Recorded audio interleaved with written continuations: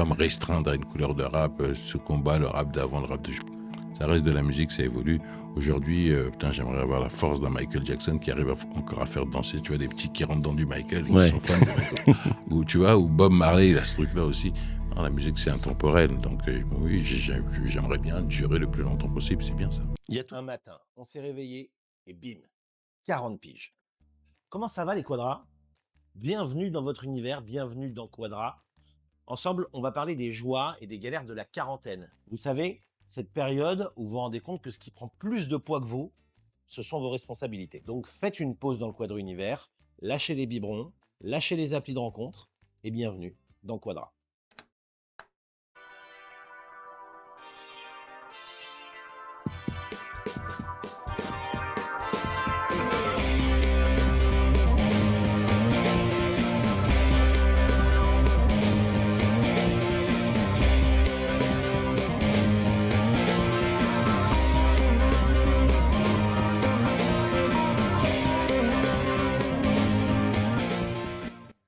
Comment ça va les Quadras?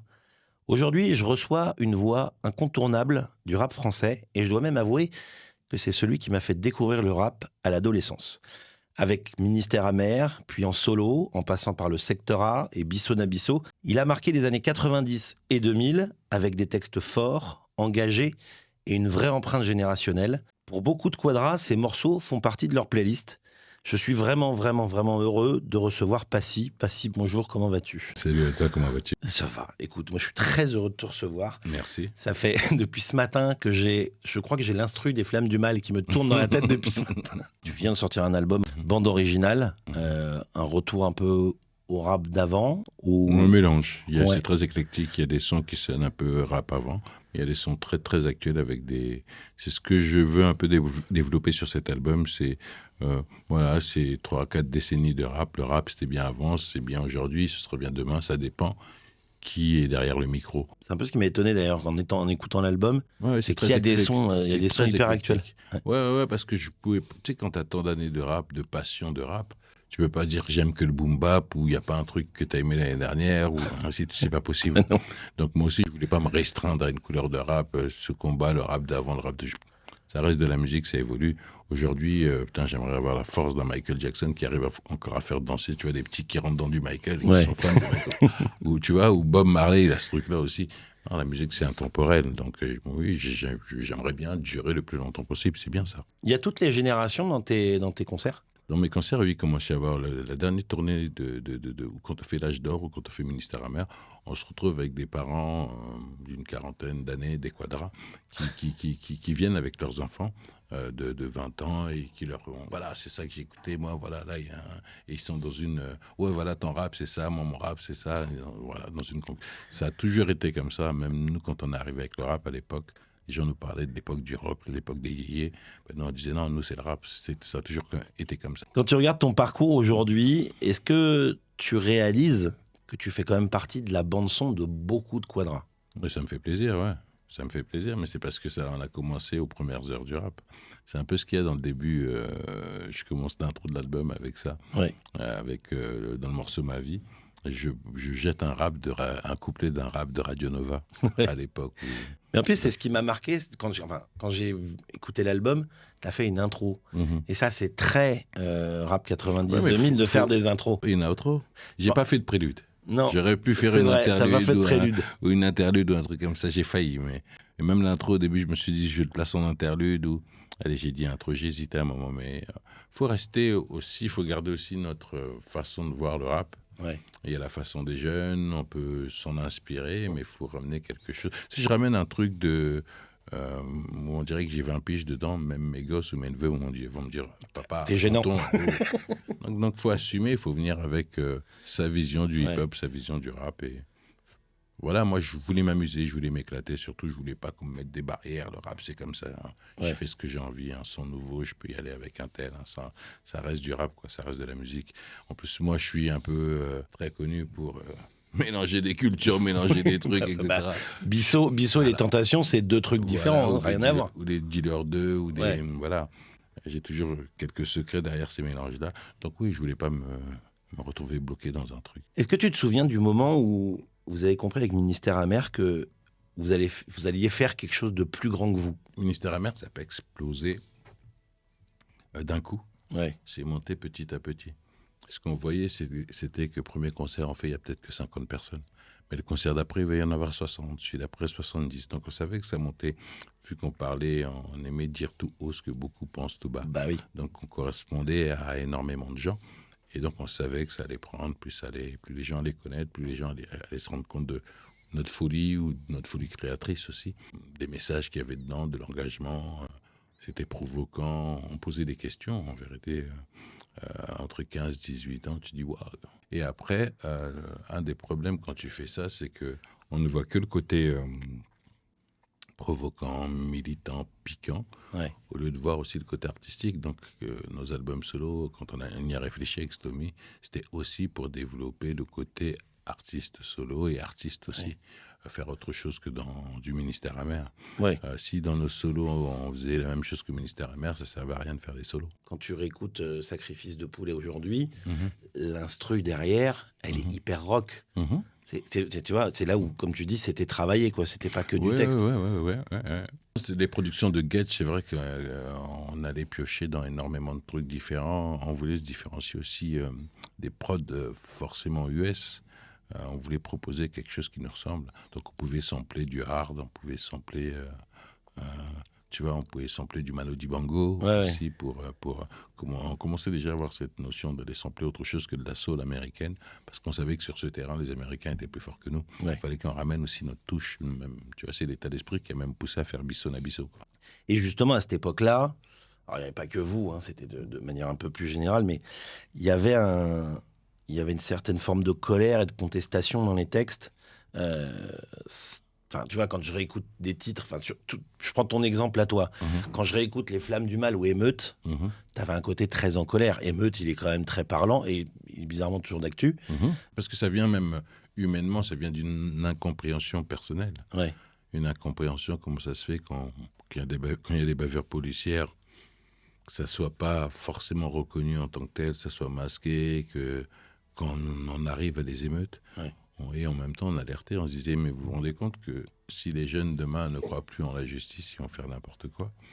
Et c'est ce qui se passe aujourd'hui. Quand tu vois des jeunes venir brûler un commissariat, c'est pas un bon signe. Oui, donc c'était déjà un cri d'alarme à l'époque. C'était un cri d'alarme, et on voulait piquer. Et nous, on posait des questions. Pourquoi il y a ces contrôles aux faciès? Pourquoi je me fais contrôler en bas de chez moi alors que j'ai rien fait? Pourquoi on me traite comme ça? Pourquoi on m'appelle? Pourquoi j'ai pas le respect? Pourquoi nos parents baissent la tête? Pourquoi? Oui, c'était un cri pour se réveiller, quoi. Et quand tu regardes l'histoire, donc quand tu regardes dans les livres d'histoire, c'est toi qui es attaché à l'arbre. c'est la vérité. Donc savoir quelle est ta place, qu'il n'y avait pas de Mbappé à la télé, pas d'exemple comme aujourd'hui, etc. En même temps, ceux qui passaient à la télé, ils se faisaient shooter assez rapidement. Non, c'était assez compliqué. De toute façon, il n'y avait qu'à voir comment vous étiez reçus sur les plateaux de télé. J'ai revu des images de chez Ardisson, aussi bien de toi, même La Rumeur, quand il avait été chez Ardisson.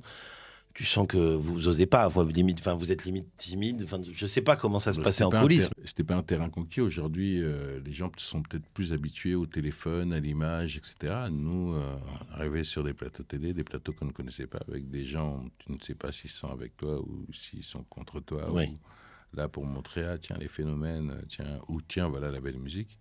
Et nous, on se défendait. On était à une époque où les gens nous disaient, mais arrête avec ton rap, tu vas pas faire de disque.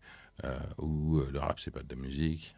C'était quand même une époque comme ça. Aujourd'hui, c'est quoi ta mentalité avec l'âge? Maintenant que tu as pris de l'âge et que tu regardes justement ces textes qui étaient hyper contestataires et tout, comment tu revois ton engagement? Qu'on les a fait, il y a certains textes que je pourrais pas refaire aujourd'hui, parce que je n'ai plus la même vie. Mais je me dis heureusement qu'on les a fait, heureusement qu'on a témoigné, qu'on a essayé d'alerter. Ce serait non-assistance si on l'avait pas fait en vérité d'une certaine manière. C'était bien. Moi, je le dis tout le temps, rap, poésie de rue, journalisme de rue, on témoigne d'une certaine manière. Et on lance des cris, on lance des alertes. La musique doit aussi, en plus de faire des modes, de faire changer des modes, doit aussi éduquer, lancer des alertes, lancer des idées, ouvrir. Dans la musique, on est utopiste. Tu vois, je pense que même un Booba qui est barbare, quand il voit son public multicouleur, qu'il est kiffé par les métis, qu'il est kiffé par les noirs, les blancs, on unit, tu vois, on est là pour unir les gens d'une certaine manière. Et tous ceux qui viennent essayer de désunir ou qui viennent avec des politiques, tu vois, ou qui poussait aux extrêmes comme ça se fait en ce moment en politique, c'est pas trop notre truc. Nous, on est pour bien vivre ensemble et partager des idées, changer les choses, évoluer.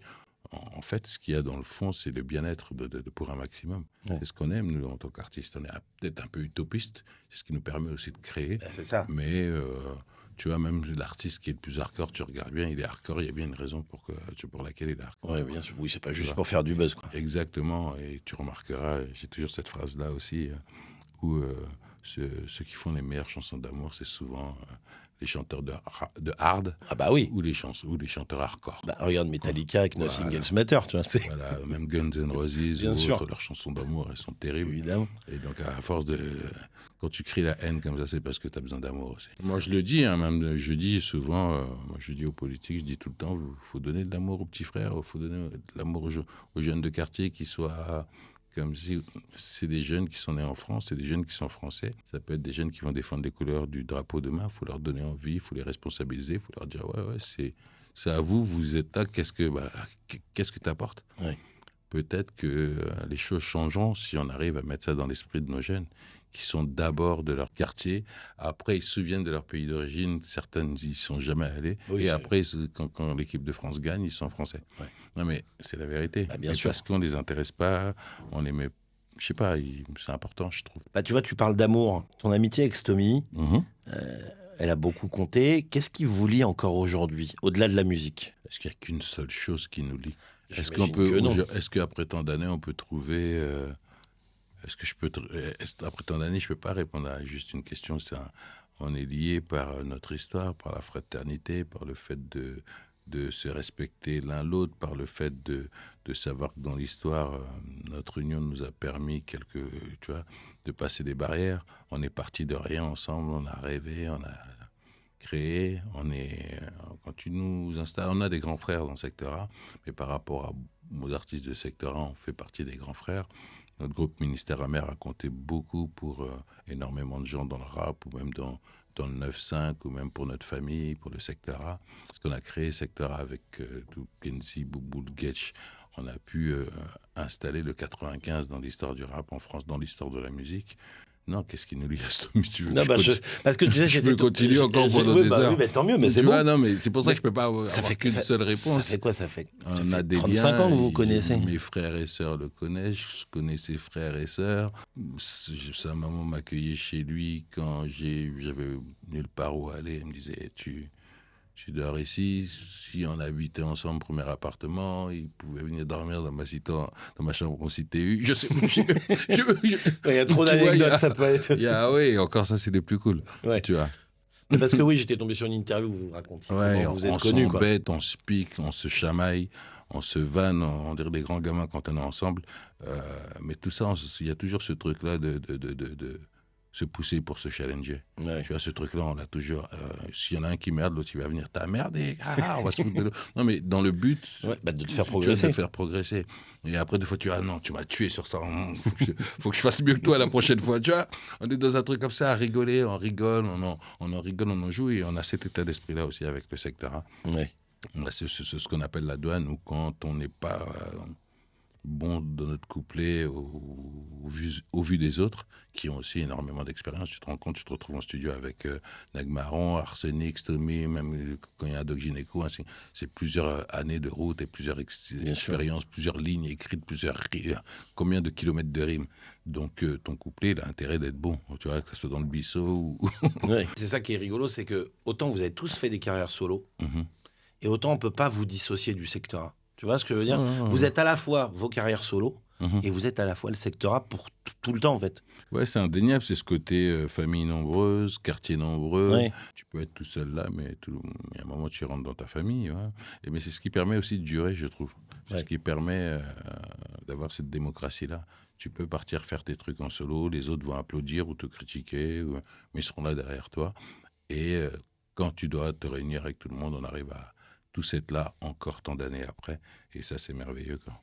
Du coup, j'ai toutes les images du concert à l'Olympia qui me reviennent. Je me rappelle aussi on a des liens de fraternité, d'amitié. Tu vois, voilà. On est resté même plusieurs années sans faire des trucs ensemble. Chacun faisait Oui, bien sûr.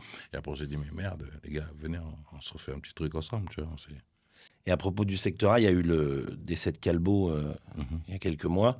Euh, Toi, personnellement, comment tu l'as Ça m'a vécu? fait énormément de peine, ça fait énormément de peine, et en même temps, c'est un manque. Plus directement, je sais que pour mes cousins, Tequila Lino, c'est encore un plus gros manque, parce que sur rien que, bon, c'est le côté sans famille, n'en parlons pas, mais plus le côté travail ou passion, ils ont monté tout ça avec Calbo. Calbo, c'est une pièce. Une pièce super importante. Moi, j'ai monté en nous, secteur A. Calbo a beaucoup apporté au secteur A. Bisso Nabisso, moi, sa place, sa posture, son intelligence, sa façon de gérer, la force qu'il apportait, oui, moi, ça nous manquera toujours, je pense. Ouais. On a fait un dernier concert, là, tous ensemble, il y a un mois, en Belgique. On était tous là, plus de 3 heures de show.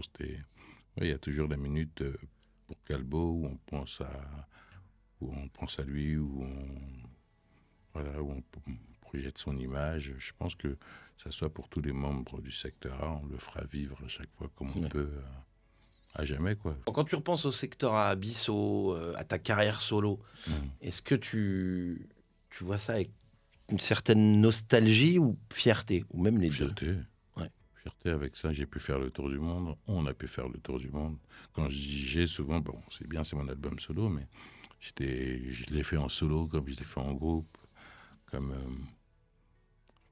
franchement, tout ce que tous les gens du secteur ont pu vivre, et tous les gens que j'ai pu croiser à travers la route, enfin sur la route, c'est le nom d'un titre d'ailleurs de l'album, que ce soit en Afrique, que ce soit au Canada, que ce soit en Europe, que ce soit même aux États-Unis. Putain, mais ça devait être fou de vivre ça. Ouais, c'est un truc de dingue.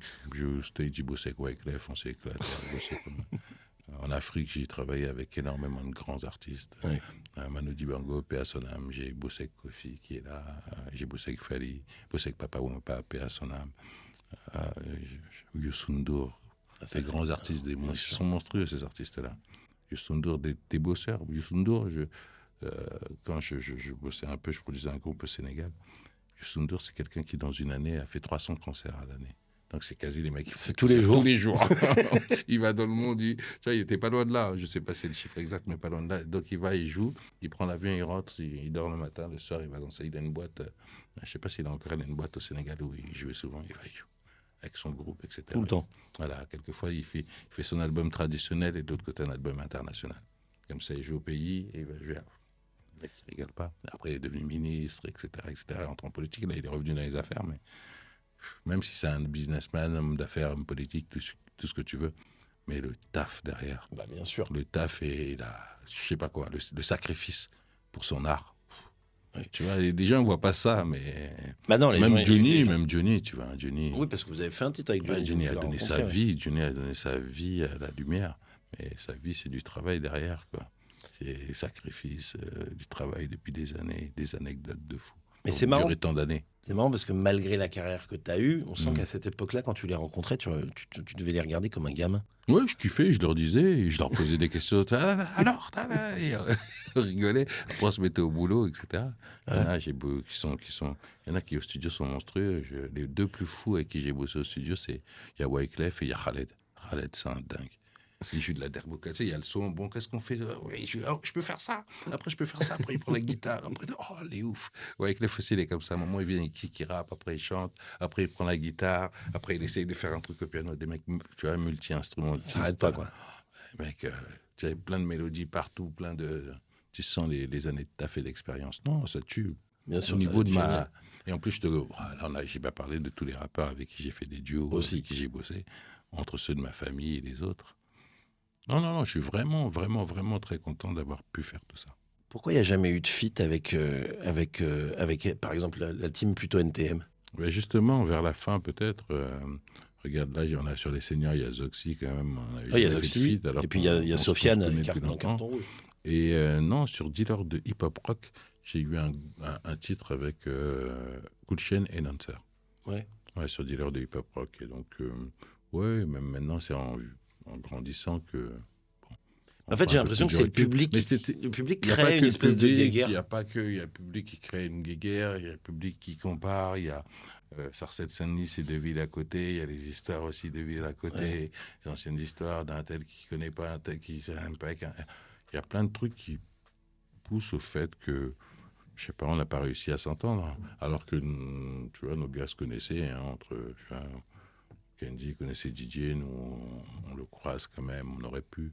Bon, maintenant, il n'y a plus de problème, on se parle, ça échange, on s'entend bien avec Stomy, avec moi, il y a plus. Je croise Kulchen, je le croise au parc. Ouais. En supporter de PSG, là, tu peux rien dire. Tout le monde est pote, là. Ah, PSG, on est tous potes. Bon, bah voilà, tu as répondu à la question qu'on se posait tous. Non, peut-être que c'est le PSG qui doit réunir tous. Voilà. Et on leur souhaite une deuxième ligue. Tu as l'impression, on peut me donner une impression, est-ce que votre génération a ouvert la porte au rap actuel, ou alors il s'est fait tout seul? Non, bien sûr que les anciens, je peux pas dire que je me suis fait sans mes parents, c'est pas possible. Ouais. C'est joli cette métaphore. Non, mais c'est la vérité. Oui, bien sûr. C'est pas, tu vois, faut pas flamber.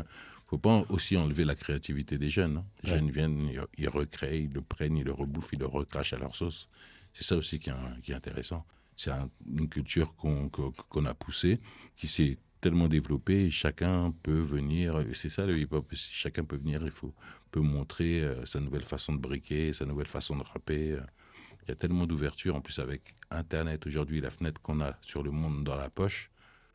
Comment tu peux empêcher le rap? Ça sample les musiques à l'ancienne, ça sample ça écrit sur ce qui se passe dans le monde. Tu peux avoir une punchline sur la dernière actualité, et ainsi de suite. Le rap, ça bouffe l'actualité, ça bouffe la société. Ouais. Internet est arrivé, même l'IA est arrivé. Le rap va bouffer ça, va se servir de ça, va bouffer ça pour aussi proposer des nouvelles choses. Tu pourras pas empêcher ça, c'est comme ça. Tu l'as vu le truc de Jackie, là où ils sont avec Booba, Oxmo, Pete, oui. Et c'est un peu, ça fait un peu on dirait 5 copains au bar qui discutent, mais c'est un peu ce qu'ils disent. Mais c'est ça, mais ce qu'il y a, c'est en fait le truc ça a parlé un peu dans la presse, le truc que j'ai bien aimé, c'est que c'était ça avait picolé un petit peu. Donc c'est pas une légende alors. Les gens comprennent, non, oui un petit peu, mais il faut que les gens comprennent aussi.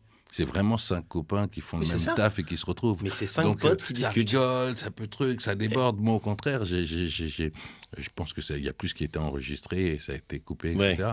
Mais c'est pas une conversation. Ce qui est bien dans cette émission, justement, c'est que c'est ça.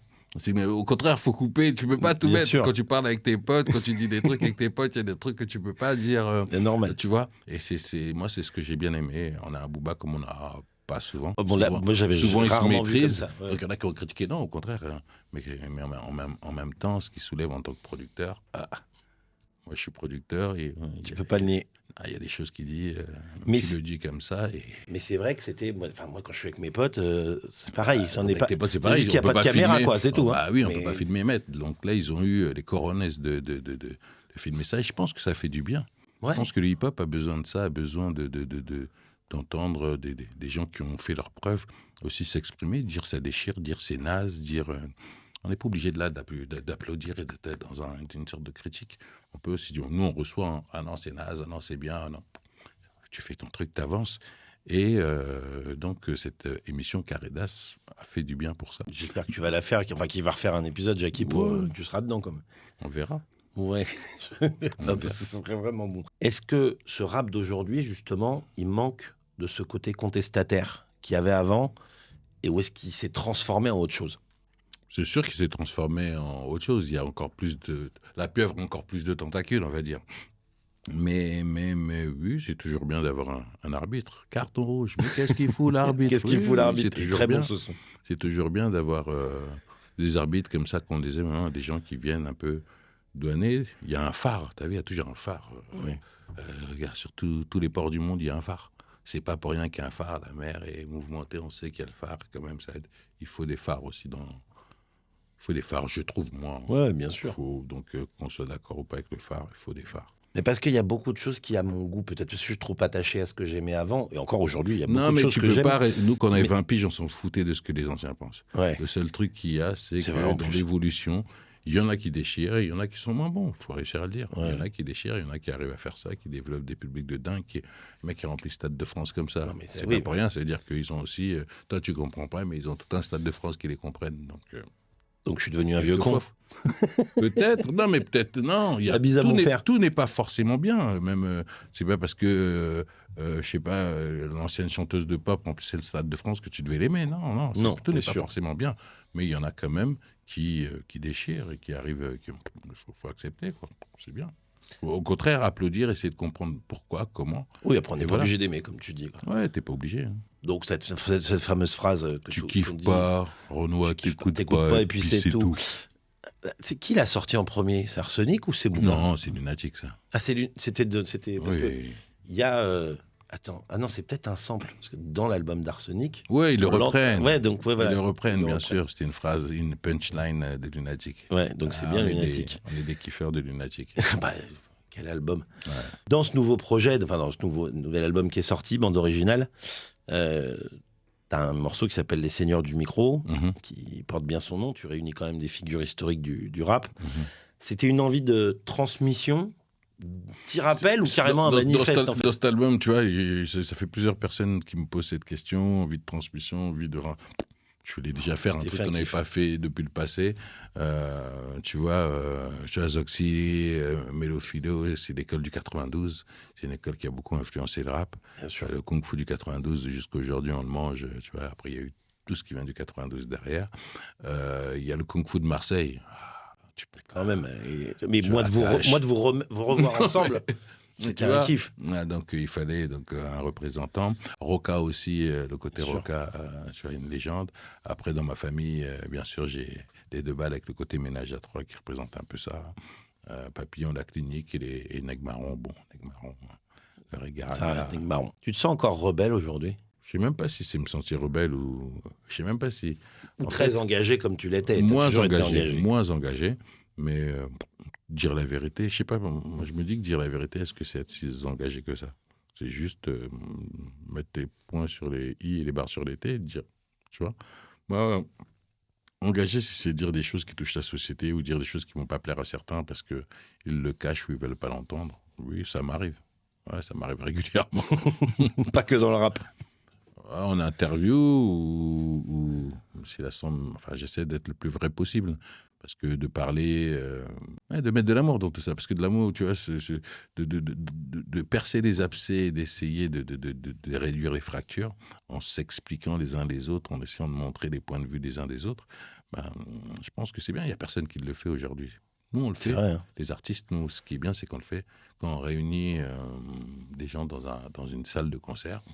Il y en a qui votent à droite, d'autres à gauche, d'autres trucs. On ne sait pas et on s'en fout. Ouais. Ils viennent kiffer, ils viennent prendre du son. La vie de famille, ça t'a apaisé ou au contraire, ça a changé ton regard sur le monde? Ça fait longtemps que je suis père. Ma plus grande fille a 26 ans. Donc oui, bien sûr, ça m'a fait changer, ça m'a donné des responsabilités depuis longtemps. Et là, maintenant, j'ai un gang de 4. Je suis assez content. Un gang de 4, t'appelles ça? Oui, j'ai 4. Ouais, le gang de 4. Mais moi, je suis d'une famille où on est 7 frères et sœurs. Donc j'ai pas fait mieux que mes parents, c'est sûr. Mais j'ai mes 4 quand même qui grandissent et je me bats pour leur donner la meilleure éducation possible. Ouais. L'éducation scolaire, déjà, on se bat avec ma compagne pour la tenir au mieux. Et puis après, voilà, tout ce qui va autour, les pousser dans le sport, les pousser à... Mais toi, ça t'a apaisé, c'est ça que... Forcément.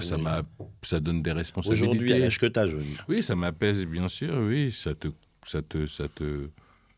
pousse à essayer d'être le plus droit possible. Ça te donne aussi une vision. Est-ce que ça plairait, ce qui arrive là, est-ce que ça plairait que ça... Tu vois, quand il arrive une merde dehors sur un jeune, tu dis merde. Est-ce que ça arrivera à mon enfant? Comment je réagirais? Oui, ça te donne ce point de vue-là. Oui. Tu seras quel type de grand-père, vu que ta fille est déjà grande? Oh, je déconne, moi. Moi, je déconne. Tu seras papy rigolo, quoi. Et moi, je déconne, je mets du son, je fais danser les enfants et tout ça. Moi, je leur fais à bouffer et tout. Tant mieux, c'est ce qu'ils veulent. J'essaie de leur donner Bon, je leur prends la tête pour le taf, mais après le taf, le réconfort. Donc, j'essaie... moi, je fais plus que rien. J'aime bien les bonnes tables. Mais je cours pas après forcément le resto. Au pire, j'essaie de le faire tout seul. J'adore ça. Ouais. Donc, j'essaie de leur donner aussi le goût des bonnes choses. Mais après, ça se retourne contre moi, ils sont chichiteux après. Ouais, c'était pas comme l'autre fois. Tu leur fais des pâtes, ils te regardent avec la sauce. Ils sont durs. Moi, j'en ai pas, donc au moins, je suis épargné pour ça, mais peut-être un moment. Enfin, ça commence à faire tard, là. Comment tu concilies aujourd'hui l'artiste, l'homme engagé, le père? Mais je pense que c'est un tout. Je sais pas, je fais pas exprès. En fait, on a une phrase quand j'étais jeune à Sarcelles qu'on disait c'était rien que du naturel. Quand tu commences à écrire des textes sur ce qui se passe autour de chez toi, sur ce qui se passe sur ta vie, t'as pas besoin de faire trop d'efforts, tu t'inventes pas une vie. Je suis pas venu avec un concept je suis un rappeur rouge, donc je dois tout le temps faire rouge, faire un effort à tout le temps faire rouge. À un moment, le rouge te soude. Non, je fais des raps. J'ai réussi, à travers ma carrière, à développer le passif vénère sur Ministère, mon côté congolais sur Bissona Bisso, mon côté peut-être français sur d'autres compilations, et ma culture antillaise avec Dealer de Zouk, et en faisant avec Calo, Johnny, tout ça, ou même... tu vois, hip-hop rock, à m'ouvrir comme ça, à faire des choses que j'avais envie, parce que c'est des choses avec lesquelles j'ai grandi. Donc je suis très très content d'avoir aussi quelques classiques là-dedans. Ça me permet d'avoir tout le temps un public, de pouvoir tout le temps chanter. Ça, c'est parfait. Qu'est-ce qui t'énerve dans la société actuelle? L'hypocrisie. Et j'allais dire... Et le fait que tout le monde pousse à la division. Ouais. Ça me fait... Tu en as déjà parlé, j'ai senti quoi Bah ouais, tu regardes, tout le monde pousse à la division. En fait, c'est divisé pour mieux régner, on dirait. Ouais. Tu vois, on pousse à détester les autres religions, on te pousse à détester les autres couleurs, on te pousse à... Tu vois, quand tu regardes en résumé, il y a personne qui pousse au vivre ensemble ou au changement dans les quartiers ou T'as à l'impression donner que de c'est l'espoir. plus qu'avant, ça? Bon, encore plus, ouais. Les gens se tapent de certaines situations. Tu vois, on est dans un... C'est pas qu'en France, je trouve que c'est dans le monde aussi. Ouais. Trump, il vient, il débarque au Venezuela, il prend le président, il sauve qui a dit quoi que ce soit. Personne. Mais qu'est-ce qui a fait ce truc-là qui fait que c'est encore pire? Je sais pas. Enfin bon, j'imagine sinon tu sauverais le monde, mais... Ouais, je sais pas. Non, mais je trouve que... Voilà, il y a quand même une situation où on doit sonner l'alerte, nous tous, là, et un peu pousser à l'acceptation de l'autre. Et à l'inverse, qu'est-ce qui te donne de l'espoir? Qu'est-ce qui me donne de l'espoir? C'est toutes les bonnes actions. Quand tu vois qu'il y a des gens qui se battent encore pour serrer les mains, pour unir, pour la paix. Il y a des gens qui ont quand même aussi cet état, enfin ces pensées-là que j'ai, qu'il y en a quand même, qu'on est encore 50% encore à avoir ces pensées-là. Ouais, ça me donne de l'espoir. Je me dis que dans l'autre 50%, il y en a quelques-uns qui sont juste énervés ou qui n'ont pas bien vu ou qui faut se nettoyer la tête. Et comme d'habitude, on passera au-dessus. Il faut bien. Avec le recul, tu penses que dans les années 90, 90 et début 2000, on était plus libre ou moins exposé parce qu'on n'avait pas les réseaux, des trucs comme ça? Plus libre. Oui. On le dit, il y a un morceau qui s'appelle Le franc ou l'euro. Le refrain fait quand on voit l'histoire, on avait un sentiment de liberté dans le temps. Voilà, on se dit toujours que voilà, et plus le temps passe, plus tu vois, même je dis le bonheur c'est maintenant dans le morceau, parce que même si ça change, il faut quand même profiter parce qu'on ne sait pas ce qu'on va avoir demain. Oui. On est de plus en plus fliqués dans la société. Il y a des caméras partout. On te parle du franc numérique, on te parle de tout ça. Enfin, de l'euro numérique plutôt. Le franc et l'euro, je te parlais du titre. On parle de l'euro numérique, on te parle voilà, d'un contrôle sur les finances, etc., etc. Donc oui, je pense que demain, quand la banque décidera si tu profites ou pas de tes thunes, bon, ça se fait déjà, tu profites ou pas de tes thunes, si tu payes ou tu payes pas. Et comment tu gères ça, en parlant un peu famille? Parce que justement, le numérique, les réseaux, tout ce qui est arrivé, comment tu gères ça avec tes enfants? Parce que voilà, toi qui as vu l'arrivée, et c'est un truc... Ils sont totalement dedans. Je me suis trompé sur une question. La dernière fois, on me posait un quiz. J'ai pas entendu. On m'a dit les réseaux que tu utilises, etc. Ou un truc comme ça. Moi, j'ai entendu, donne-moi un nom de réseau. J'ai dit Snapchat parce que je pense à mes gosses. Alors que je n'utilise pas, je suis nul dedans. Et on m'a dit mais tu sais ce que tu dis, Snapchat? J'utilise, tu vois. Je sais même pas ce que c'est. Ouais, non, j'ai pour essayer de surveiller ce qu'ils font quand je peux ou pour montrer que je suis jeune, c'est que non. Mais je maîtrise pas du tout, je suis pas dessus. Mais je me rends compte qu'il y a des petits qui sont sur Snap, ils ont même pas le numéro de téléphone de l'autre, et ça s'échange sur Snap. C'est fini même. Donne-moi ton numéro, non, donne-moi ton Snap. Du coup, faut tout surveiller. Oh, faut leur faire confiance, ils vont faire des conneries comme on a fait. Tu vois, faut être là tu vois, faut surveiller un minimum. Mais même si tu surveilles, on t'a surveillé, toi, t'as pas fait Oui, deux, et trois j'en ai bêtises. fait quand même. Voilà, donc on surveille, mais ils vont faire deux, trois quand même. Et je pense qu'il faut être là pour essayer de recadrer ou quand tu peux, hein, Ouais. au mieux. C'est un boulot, hein. Et même, je sais pas, leur donner de l'amour, de les mettre devant leurs responsabilités. Oui. Leur dire, à chaque fois, leur dire leur mission.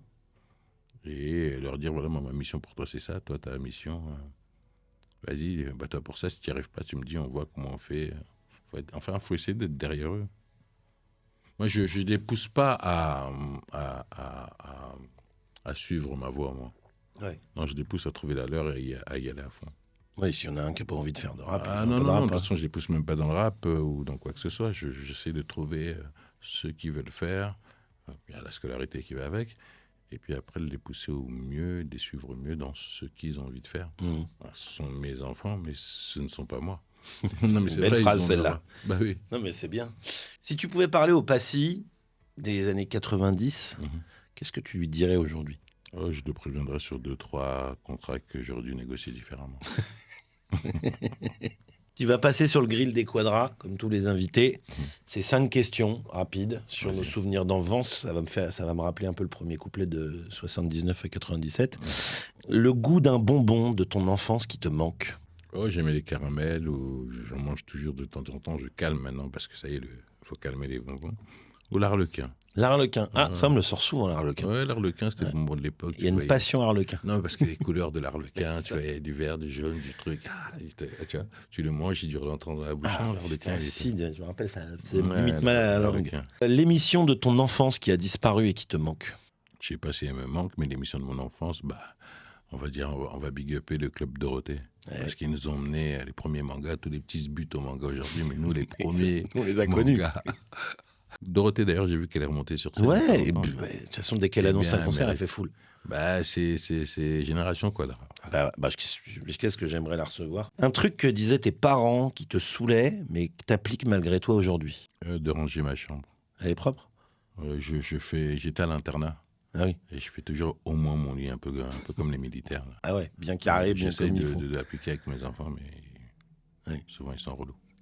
Un adjectif pour qualifier la génération Z, les 20-30 ans. Connectés. Connecté, c'est vrai. Tu l'as passé cet âge, mais quand tu étais petit, tu te voyais faire quoi à 40 ans, 50? J'ai pas d'idée en tête. Je faisais du sport, je commençais de la musique, j'allais à l'école. J'étais un peu baigné entre le sport, les études et la musique. Je savais Ouais. pas lequel. Tu prenais le truc. Voilà, lequel allait prendre le dessus. Je me rappelle, j'ai fait mon premier disque, mon premier maxi de Ministère amer. Quand j'ai eu mon bac à l'époque, j'ai dit à ma mère, bah tiens, c'est le diplôme que tu voulais parce que j'avais été à l'internat. Et j'ai dit, tiens, ça c'est ma passion. Donc j'ai mis mon diplôme et mon premier disque en même temps sur la table. Ouais, mais Pour c'était le pas la présenter. condition, quoi. C'était pas. Non, la condition, c'était le diplôme. Et encore, je dis la condition, c'était un pari que j'ai pris. J'avais dit à ma mère, ok, j'y vais, et t'inquiète. Je l'aurais. Tu vois, tu connais pour les œufs de maman ce qu'on est capable de Ouais, faire. je sais. Donc, non, je suis parti loin de chez moi, loin de ma banlieue, pour aller dans l'Aisne là-bas pour pour être à l'internat. Donc je faisais des études en agriculture, agronomie. Et donc j'étais à l'internat, on bûchait. Mais c'était bien parce que ça me permettait, c'était l'époque aussi, je commençais à écrire des textes. Ouais. Donc j'étais tombé sur un très très bon prof de français qui m'a fait passer de 7-8 en français à 12-13 quand même au niveau. Qui venait du Sud. Il avait la méthode et la technique. Donc avec lui, c'était passionnant. En même temps, c'est quand je commençais à écrire des mots, etc. Et donc, je finissais mes devoirs à l'internat, bam, j'écrivais. Ouais, je faisais au moins 3 textes par semaine. Ouais, on a tous Ouais, un prof. j'étais tout le temps en train de bûcher ou des devoirs, et dès que tu avais 5 minutes, tu bûchais. Donc là, tu es productif. Entre les devoirs, un petit texte, les devoirs, un petit texte, très productif. Donc je me suis affiné, j'ai affiné l'exercice comme ça. Et l'agriculture, t'as pas voulu continuer? Cours de mon BTS, la musique a pris le dessus. Ouais. J'ai senti que c'était le moment d'y aller, j'ai pas eu tort, je pense. Et en même temps, ministère, secteur A, tout ça, ça se montait, Ça a été vite. etc. Donc il fallait s'y mettre à fond si on voulait avoir une chance d'un jour en faire quelque chose de grand. Et voilà, J'ai misé. Donc à la retraite, on te retrouve avec une ferme dans l'Aisne, avec ton Peut-être, tracteur. pas dans l'Aisne, mais non, il faut que ça soit plus fun. Je pense qu'il faut du soleil. Il faut un peu de soleil. J'ai beaucoup voyagé dans cette carrière et je pense que ouais, une place au soleil, c'est bien. Ouais. Eh ben, écoute, je te le souhaite. J'ai chanté face à la mer quand même. Oui. Une place au soleil. Je te le souhaite. Merci beaucoup, Passy. Je rappelle donc qu'on retrouve ton album Bande Originale qui est sorti avec des titres comme Les Seigneurs du Micro. Ça va, t'as apprécié? Ah oui, moi j'ai beaucoup aimé. Donc vraiment bravo pour cet album, donc bande originale avec tous ces morceaux. Je te souhaite plein de belles choses, Merci. encore une carrière qui dure. Merci beaucoup Passy, merci beaucoup les Quadras, merci encore de suivre, de continuer à liker, à vous abonner. Ouais, il faut dire un truc au Quadra. En fait, pourquoi les jeunes quelquefois peuvent... Il y a un jeune qui peut sortir, il va faire plus de stream et de vues qu'un ancien. On va y aller moins, on va attendre le concert, acheter les... Non, les Quadras, faut streamer. Faut streamer. Faut aller écouter. C'est vrai qu'ils ont du mal. Faut aller écouter au boulot sur l'ordinateur, le faire passer. C'est fini le CD. C'est fini. Si vous voulez que les anciens reviennent, les Quadras reviennent aussi, ou les artistes que vous avez aimés soient là. Faut aller streamer sur des téléphones, comme vos enfants dans la voiture, musique de fond, etc. C'est super important. Bon, bah, au moins le message est passé. Donc les Quadras, on stream à fond. Nouvel album de Passy, bande originale. On se retrouve très bientôt dans un épisode de Quadras. Ciao les Quadras.